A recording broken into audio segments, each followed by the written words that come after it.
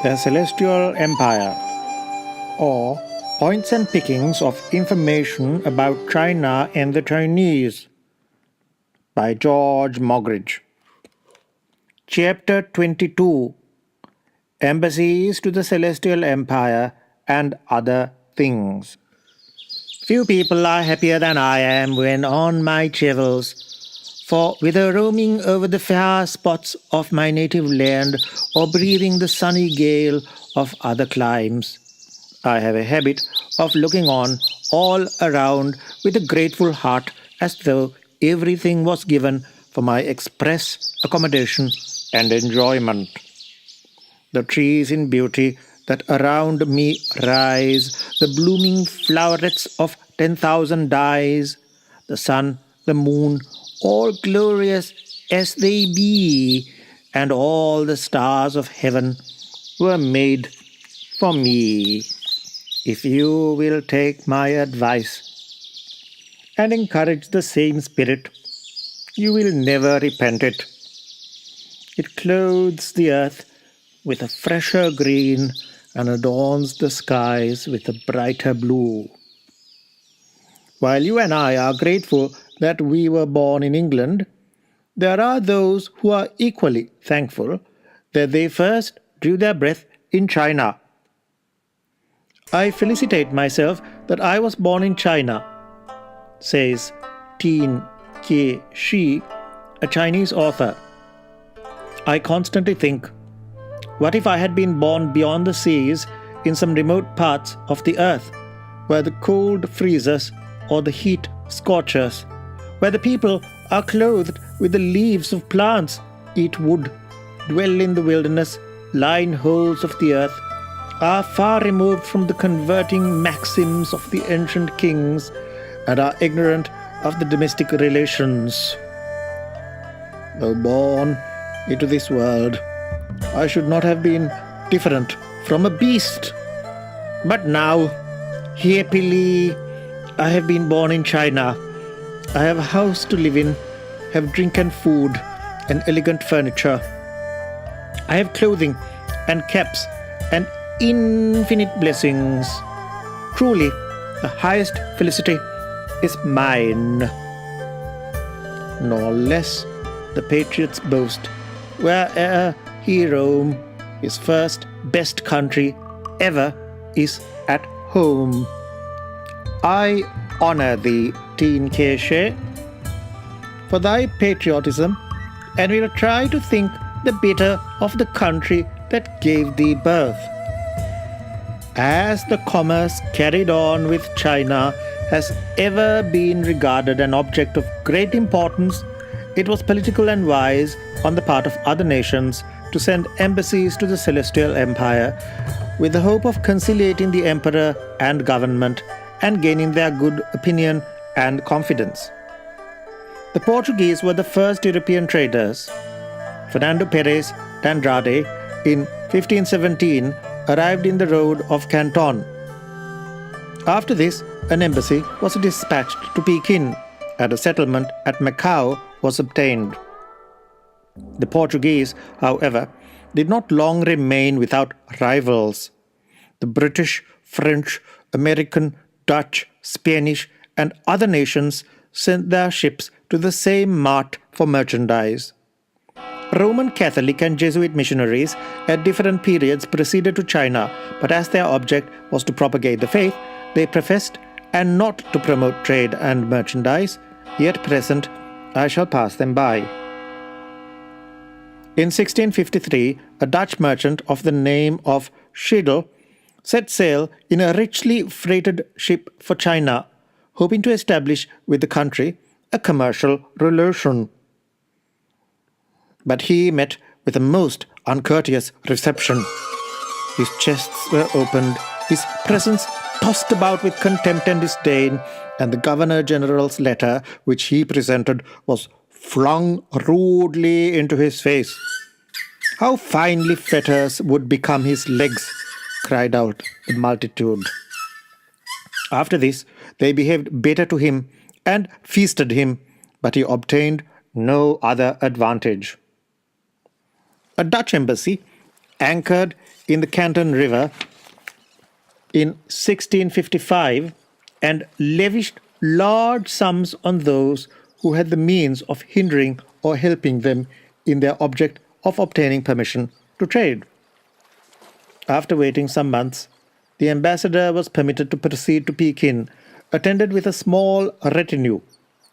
At Pekin, they had an interview with the emperor, but he gave them no permission to trade, though he was condescendingly disposed to allow them to visit him every 8 years with their presents.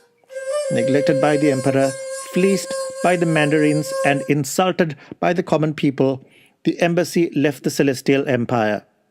The expenses of this fruitless effort to obtain commercial privileges were something more than £4,000 for the voyage and journey, and between 5 and 6,000 for presents.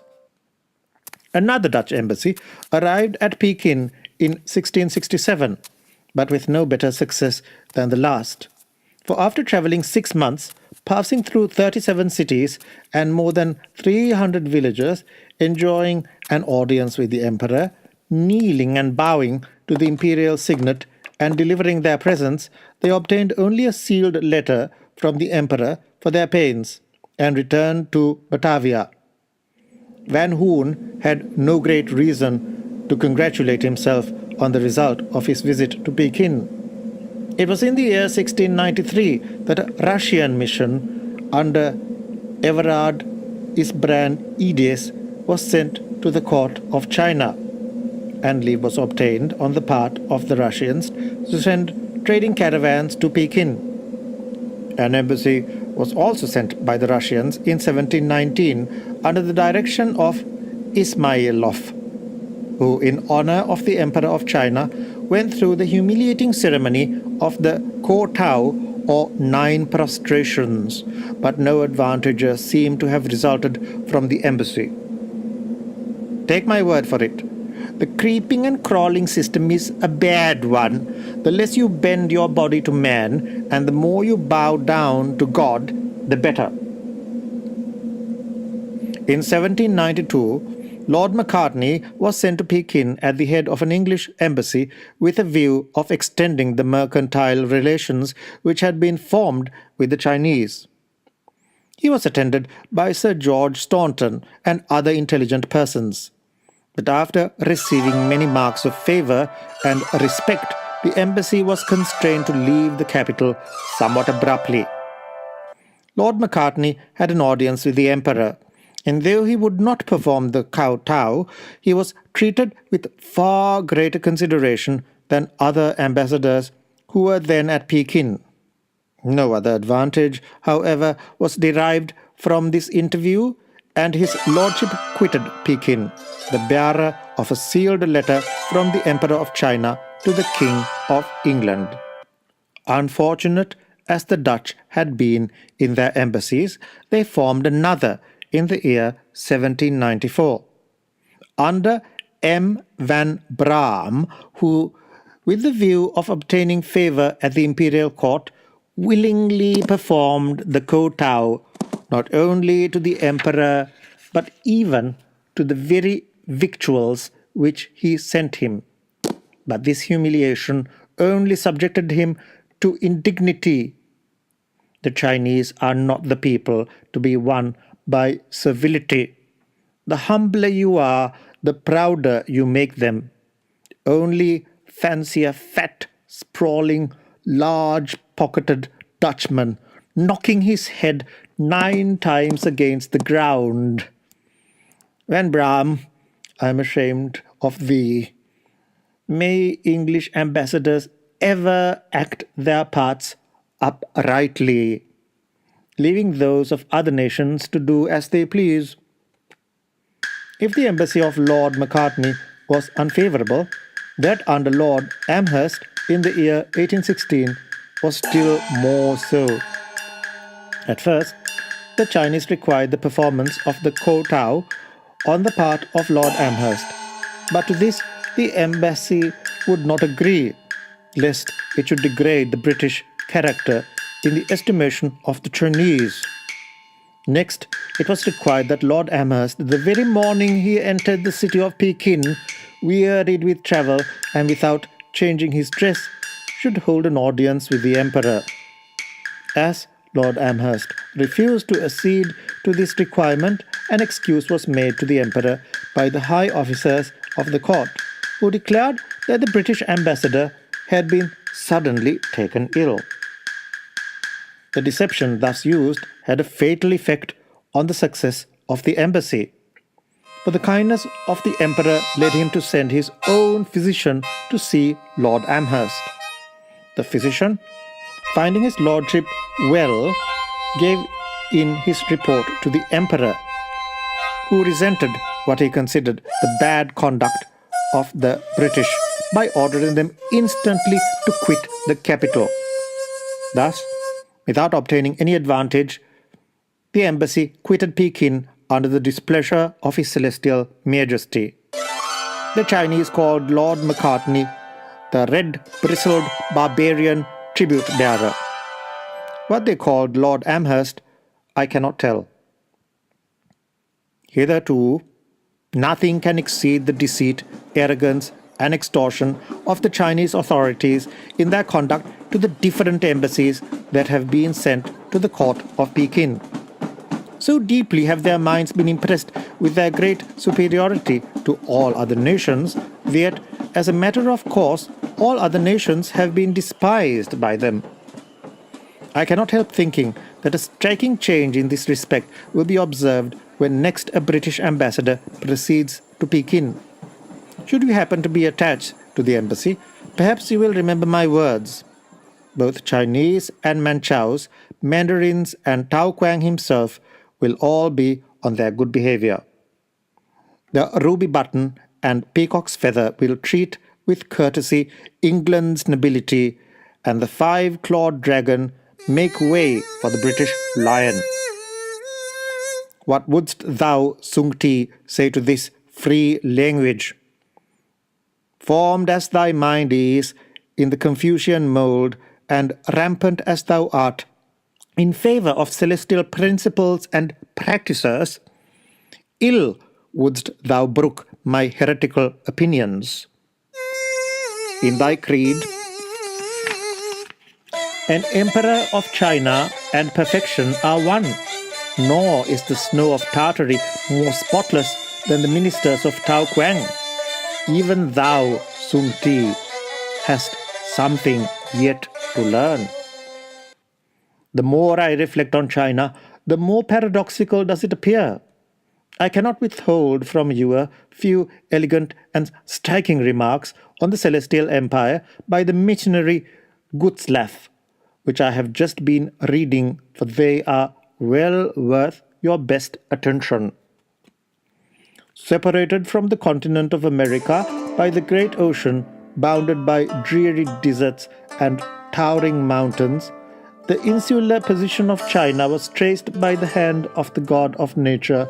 Conquerors eager to sway the scepter of the world approached the frontiers of China as forbidden ground and recoiled at the insurmountable obstacles which precluded their farther progress in the career of victory. Thus isolated from the world and fortified against foreign invasions, China raised its head and preserved its existence, whilst all the empires around it, how powerful soever, decayed and became a prey to the mighty spoiler. The Assyrian, Babylonian, Persian, and Grecian monarchies have successively occupied Western Asia. New empires have risen upon the ruins of fallen greatness. The countries have changed their aspect, new nations and languages have sprung up, but China has undergone, in the meantime, few changes. The invincible Romans have long fled before the conqueror. Europe has repeatedly been overwhelmed by swarms of barbarians. It has been divided and subdivided and wholly remodeled according to the choice of the new occupants. Yet China has kept up its ancient customs and retained the race which from time immemorial inhabited it. When finally hungry barbarians encroached upon its territory and afterwards conquered it, the victors were lost amongst the myriads of its original inhabitants and after a few generations amalgamated with the conquered. Whilst civilization has advanced with rapid strides, taking an extensive tour over the globe, it was not able to overstep the barrier which an anti-national Chinese policy created around the Celestial Empire. Still, it is absolutely separated from the whole world and views with indescribable contempt every other country. To draw a line of demarcation, it assumes the title of Celestial and styles itself the Middle Kingdom. All other nations are barbarians doomed to live at the extremity of the square-cornered earth or upon some small islands in the four seas which surround the Middle Kingdom. Conscious of its majesty, which is enhanced by a venerable age, it assumes the universal empire of the world, keeps the barbarians in subjection, sways the four seas, and always rules by compassion. With equal tenderness, it embraces all countries, but at the same time leaves distant barbarians to their lot. If they are so stupid as not to acknowledge the supremacy of the only civilized nation in the world. Considering even the presence of barbarians contaminating and destructive to its ancient institutions, it keeps them at a respectful distance and stigmatizes with the ignominious appellation of traitorous natives those of its degenerate sons who dare to mix with so vile a race.